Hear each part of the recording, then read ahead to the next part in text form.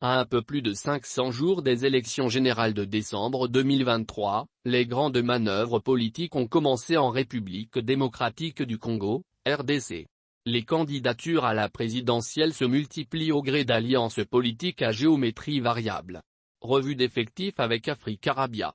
Le paysage politique congolais est en perpétuel mouvement, mais l'approche de la présidentielle, théoriquement fixée dans 18 petits mois, aiguise les appétits et oblige les différents acteurs politiques à se positionner en choisissant leur camp.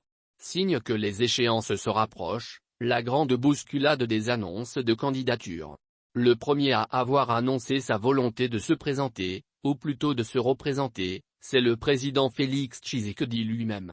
Dès juillet 2021, dans une interview accordée à la télévision nationale, le chef de l'État a déclaré vouloir continuer. « J'ai une vision pour ce pays.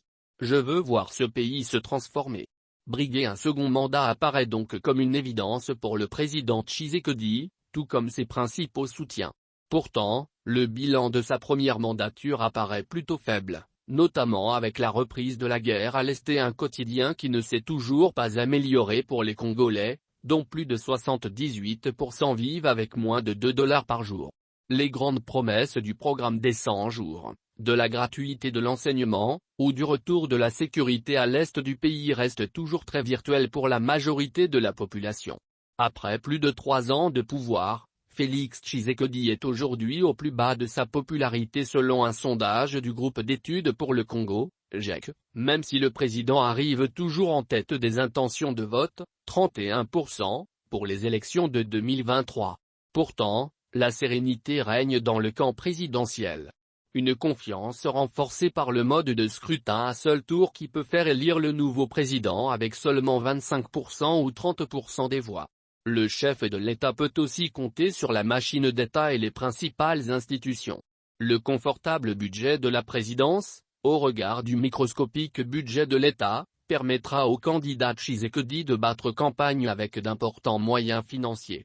La commission électorale, CENI, et la Cour constitutionnelle sont désormais dirigées par des proches du camp présidentiel.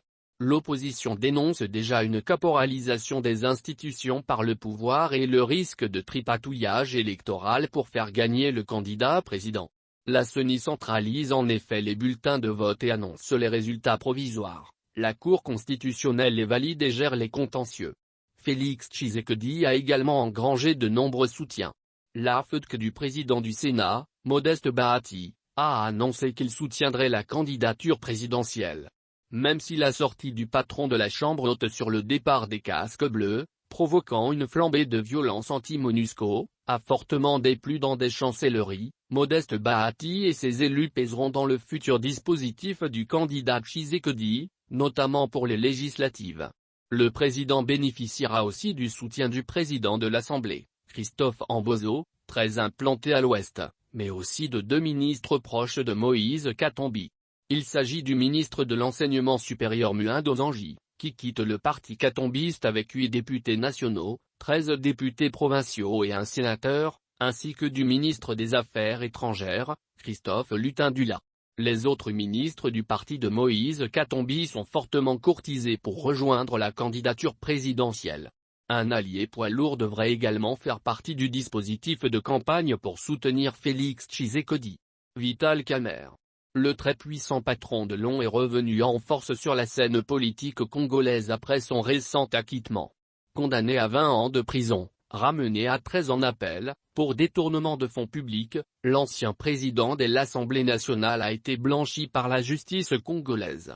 Un acquittement très politique à 18 mois d'une campagne présidentielle dans laquelle Vital Kamerhe risque de jouer un rôle central. Le président de l'ONU ne sera donc pas candidat, mais devrait rouler pour Tshisekedi, notamment pour faire campagne à l'est du pays, où le président a beaucoup perdu de sa popularité. Kamerhe est notamment très fort à Bukavu, sa ville natale. Éprouvé par sa détention, le patron de l'ONU devrait se faire discret et rester en coulisses. Kamerhe tirera donc un trait sur l'accord de Nairobi qui stipulait, dans son alliance avec Tshisekedi, qu'il serait candidat en 2023. Vital Kamerhe devra donc patienter pour s'asseoir dans le fauteuil présidentiel, mais la primature pourrait bien lui tendre les bras.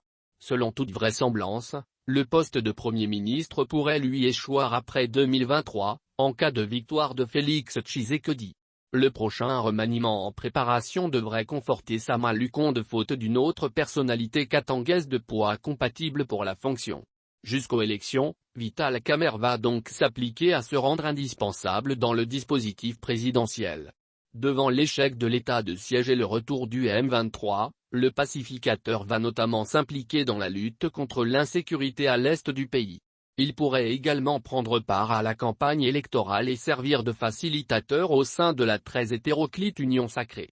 Le MLC de Jean-Pierre Bemba devrait également se ranger aux côtés des soutiens du président Tshisekedi. Le chairman se montre très régulièrement bienveillant au sujet du chef de l'État. Il faut dire que Jean-Pierre Bemba a su négocier son soutien présidentiel pour régler ses nombreux contentieux financiers avec l'État congolais. Un soutien très lucratif à plusieurs millions de dollars. En retour, le camp Tshisekedi espère s'assurer les voix des électeurs de l'Équateur, le fief de MLC. Une candidature Bemba n'est toutefois pas à exclure, dans le cas où elle permettait un émiettement des voix qui serait favorable à Félix Tshisekedi. L'ancien gouverneur du Katanga, Moïse Katumbi, ne se trouve pas dans la position des plus confortables avant le scrutin de 2023. Officiellement allié au président Tshisekedi au sein de l'Union sacrée, l'homme d'affaires prépare sa pourtant candidature.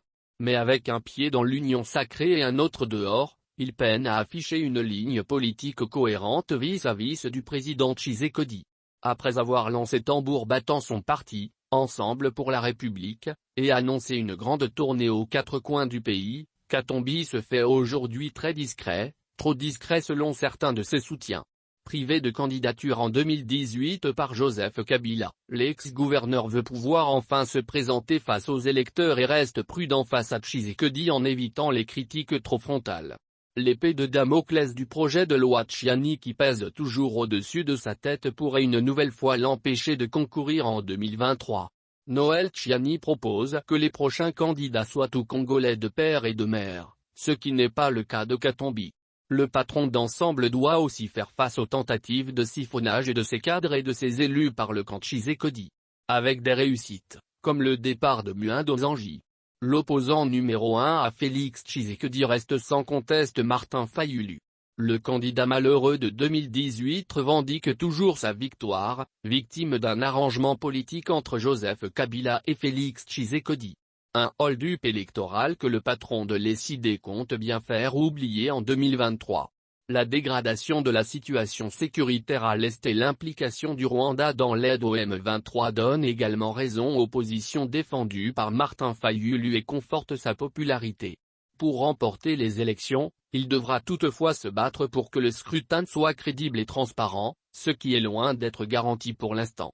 En 2023, Martin Fayulu risque toutefois de manquer de moyens financiers, ne bénéficiant plus de l'aide de Katumbi et Bemba, qu'il avait désigné candidat unique de l'opposition. L'opposant est également perçu comme dur et intransigeant dans des chancelleries occidentales, notamment vis-à-vis du Rwanda. Une position qui fait sa popularité auprès des Congolais, mais qui est en train d'évoluer dans les ambassades après le rapport de l'ONU accusant le Rwanda de soutenir le M23.